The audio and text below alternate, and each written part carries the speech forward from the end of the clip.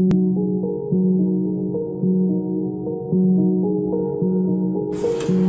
name is Sanya.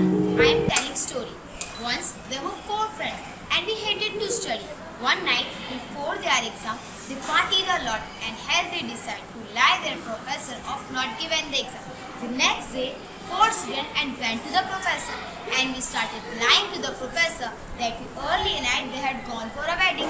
While returning from the wedding, the car tire got punctured.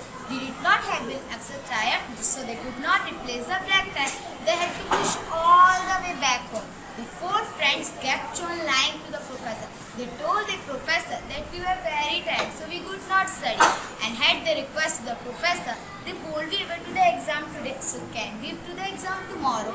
The professor listened to them and agreed to the request. The four friend was very happy. They rushed home, started study for the exam.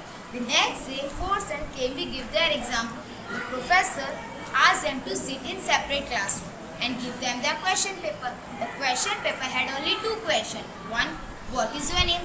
Number two, which tire car got punctured? Since the got a four set, had lied it, rooted different answers, and thus their professor got their lie. The moral story is lying is a bad habit, so you should never lie. Thank you.